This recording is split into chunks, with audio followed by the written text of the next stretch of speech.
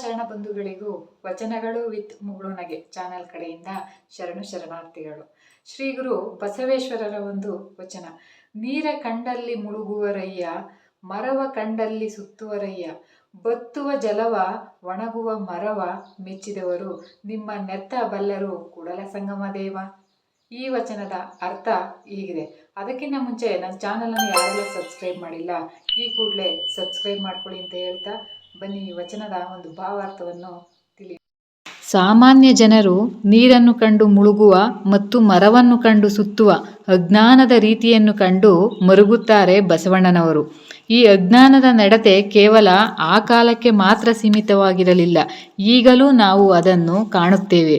ನೀರ ಕಂಡಲ್ಲಿ ಅದನ್ನು ಒಂದು ಪವಿತ್ರ ತೀರ್ಥಕ್ಷೇತ್ರವೆಂದು ಮುಳುಗು ಹಾಕುವವರಿಗೆ ಯಾವ ಕೊರತೆಯೂ ಇಲ್ಲ.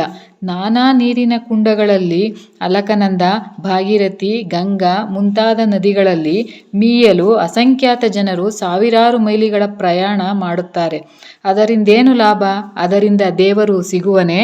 ಮರವನ್ನು ನೋಡಿದರೆ ಸಾಕು, ಅದರಲ್ಲಿ ದೇವನಿರುವನು, ಅಥವಾ ಇಂತಿಂಥ ಮರದಲ್ಲಿ ಇಂತಿಂಥ ದೇವರು ಇರುವನು ಎಂದುಕೊಂಡು ಆತನನ್ನು ಪ್ರಸನ್ನಗೊಳಿಸಲು ಮರಕ್ಕೆ ಪ್ರದಕ್ಷಿಣೆ ಬರುವವರಿಗೂ ಸಹ ಏನೂ ಕೊರತೆ ಇಲ್ಲ. ಇಷ್ಟು ಸುಲಭವಾಗಿ ದೇವರು ಕೈಗೂಡುವನೇ?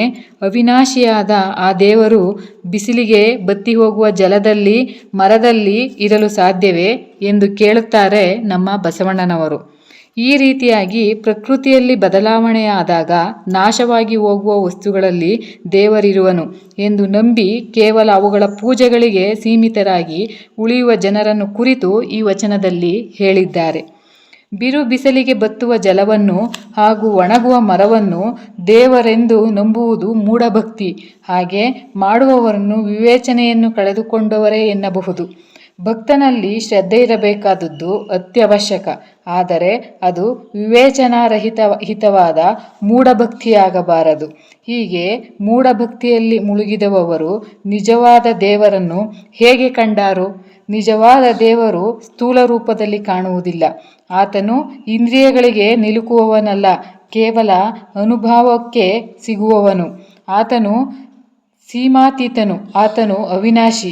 ಅಂತಹವನನ್ನು ಸ್ಥೂಲವಾದ ಮತ್ತು ನಾಶ ಹೊಂದುವ ಕೇವಲ ವಸ್ತುಗಳಲ್ಲಿ ಇದ್ದಾನೆ ಎಂದು ಭಾವಿಸಿ ಪೂಜಿಸುವುದು ಮೂರ್ಖತನದ ಪರಮಾವಧಿ ಎನ್ನುತ್ತಾರೆ ಬಸವಣ್ಣನವರು.